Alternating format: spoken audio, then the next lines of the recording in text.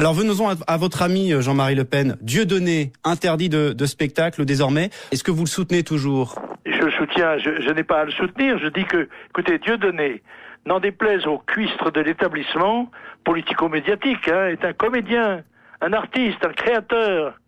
Et il faut avoir une certaine mauvaise foi pour nier que ce genre satirique a toujours déplu aux puissants. C'est de la satire. Alors, Dieudonné exerce son talent satirique tous azimuts, mais on sait qu'il a des cibles qui sont tabous. Pas pour lui, voilà. J'ai regardé ses émissions.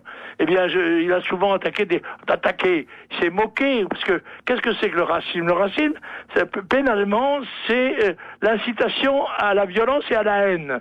Or lui, il incite pas à la haine et à la violence, il incite à la rigolade. Monsieur Le Pen, c'est de la satire quand Dieudonné regrette la disparition des chambres à gaz pour le journaliste Patrick Cohen? J'en sais rien, je ne suis pas au courant. S'il l'a dit.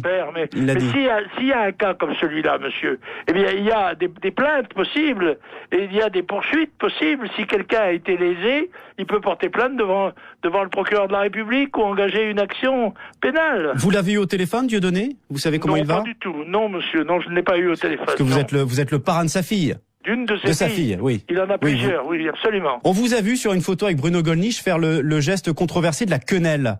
Ce geste que beaucoup interprètent comme un salut antisémite. Nous étions dans une soirée privée.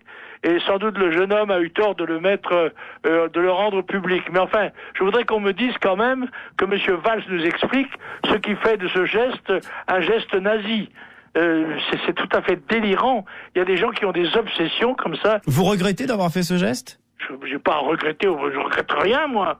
Non, rien de rien. Non, je ne regrette rien. C'est ma liberté. Je fais ce que je veux, quand je veux. Votre fille Marine a dit... Qui me l'interdirait? Au nom de quoi? Votre fille Marine a dit qu'il valait mieux éviter de faire ce genre de geste. Il peut-être bien, mais ma fille Marine dit ça 3 mois après que moi j'ai eu cette photo. Puis encore une fois, Marine Le Pen ne me donne pas de consignes dans ce domaine-là. Voilà, ce n'est pas parce que ça déplaît à M. Valls et que M. Valls dit que c'est un geste nazi, ce qui est grotesque. Écoutez, vous avez vu le public de Dieudonné?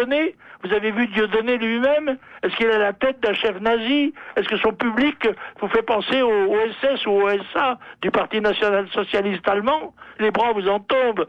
Le véritable provocateur dans cette affaire a été M. Valls.